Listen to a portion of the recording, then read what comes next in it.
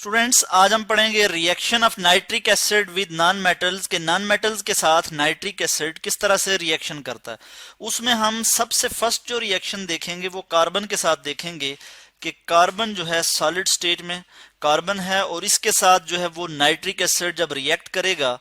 HNO3 nitric acid, HNO3 nitric acid, और ये aqueous form में है नाइट्रिक एसिड जो हार्ड कंसंट्रेटेड नाइट्रिक एसिड। इसकी जो कंडीशन है वो ये है कि हार्ड कंसंट्रेटेड नाइट्रिक एसिड जो है वो रिएक्ट करेगा कार्बन के साथ। यहाँ पे मैं लिख लेता हूँ हार्ड और हार्ड कंसंट्रेटेड एसिड जब हार्ड कंसंट्रेटेड नाइट्रिक एसिड जब कार्बन के साथ रिएक्ट करेगा तो हमारे पास क्या आ जाएगा, carbon dioxide CO2 carbon dioxide plus NO2 nitrogen dioxide gas, और उसके बाद हमारे पास वाटर आ जाएगा, H2O वाटर आ जाएगा हमारे पास, और ये लिक्विड स्टेट में है। और इसमें हम देखते हैं कि दो वाटर के मॉलिक्यूल आएंगे, यानी हम जब इसको बैलेंस करेंगे तो हमारे पास 2 वाटर होगा, यहाँ पे मुझे 4 लगाना पड़ेगा, और कार्बन जो है ये सॉलिड स्टेट में है और नाइट्रिक एसिड के साथ भी मुझे 4 लगाना पड़ेगा। अभी अगर हम इसको देखें तो हमें पता लग रहा है कि जो नाइट्रिक एसिड है इसने जब कार्बन के साथ रिएक्ट किया तो ये NO2 नाइट्रोजन डाइऑक्साइड में आ गया, यानी नाइट्रोजन जो है वो यहाँ से नाइट्रोजन जो है वो रिड्यूस हो रहा है। किस तरह से रिड्यूस हो रहा है कि यहाँ पे जो है नाइट्रोजन जो था इस केस में पॉजिटिव 5 ऑक्सीडेशन स्टेट पे था, और यहाँ पे नाइट्रोजन जो है वो पॉजिटिव 4 ऑक्सीडेशन स्टेट पे आ रहा है, यानी नाइट्रोजन पॉजिटिव 5 से पॉजिटिव 4 ऑक्सीडेशन स्टेट पे आ रहा है। इट मीन के नाइट्रोजन जो है वो यहाँ पे रिड्यूस हो रहा है, इस पर से चार्ज जो है वो कम हो रहा है, और जो कार्बन है कार्बन 0 ऑक्सीडेशन स्टेट से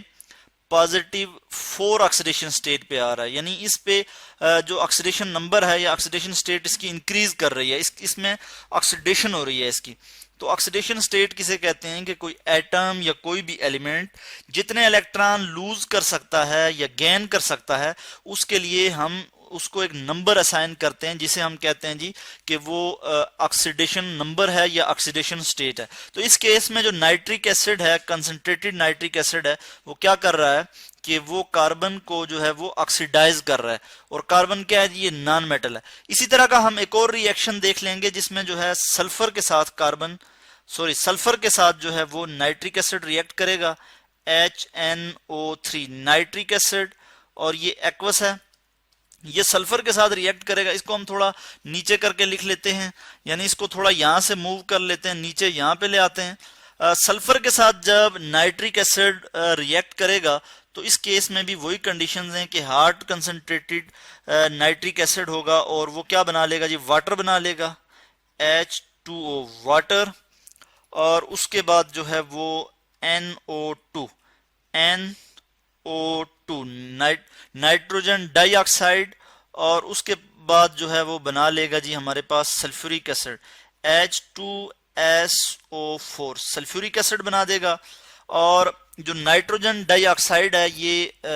यानी क्या हुआ, यानी यहाँ पे जो है नाइट्रोजन जो है वो रिड्यूस हुआ, पॉजिटिव 5 ऑक्सीडेशन स्टेट से पॉजिटिव 4 ऑक्सीडेशन स्टेट पे आ रहा है। इसी तरह से सल्फर 0 ऑक्सीडेशन स्टेट से यहाँ पे जो है वो सल्फर पॉजिटिव 6 ऑक्सीडेशन स्टेट पे आ रहा है। तो इट मीन के यहाँ पे क्या हुआ, सल्फर जो एक नॉन मेटल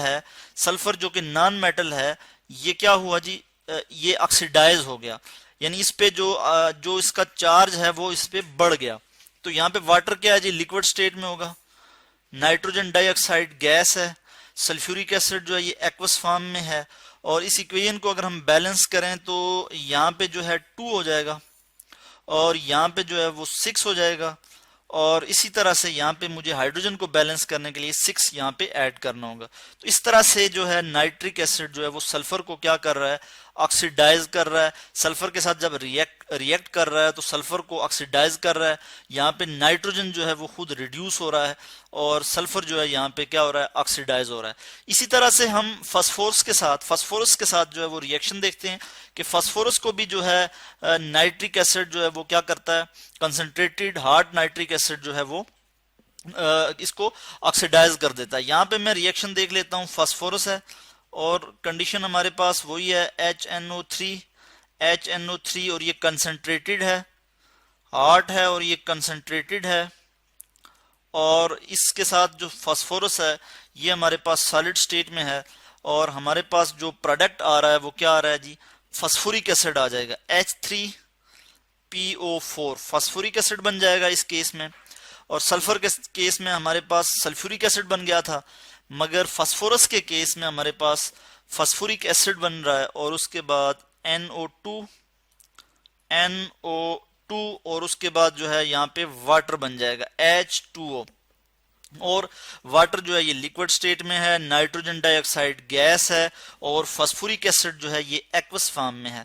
तो इसको हम बैलेंस कर लेते हैं। यहाँ पे मुझे 5 ऐड करना होगा और नाइट्रोजन के साथ भी 5 लगाना होगा ताकि ये बैलेंस हो जाए और बाकी जो है वो पूरी इक्वेशन जो है बैलेंस है। इस केस में भी क्या हो रहा है कि जो फास्फोरस है, फास्फोरस जो है वो ऑक्सीडाइज हो रहा है, यानी जो है ये नाइट्रोजन जो है वो पॉजिटिव 5 ऑक्सीडेशन स्टेट से पॉजिटिव 4 ऑक्सीडेशन स्टेट में जा रहा है। तो हमें क्या पता लगा कि जो नाइट्रिक एसिड है ये जब नॉन मेटल्स के साथ रिएक्ट करता है तो उनको ऑक्सीडाइज कर देता है। तो नॉन मेटल्स को क्या कर देता है, नॉन मेटल्स को जी ये मैं यहां लिख लेता हूं, ऑक्सीडाइज कर देता है, ऑक्सीडाइज नॉन मेटल को जी ऑक्सीडाइज कर देता है। तो ये था जी आज का हमारा टॉपिक, ये reaction of nitric acid with non metals.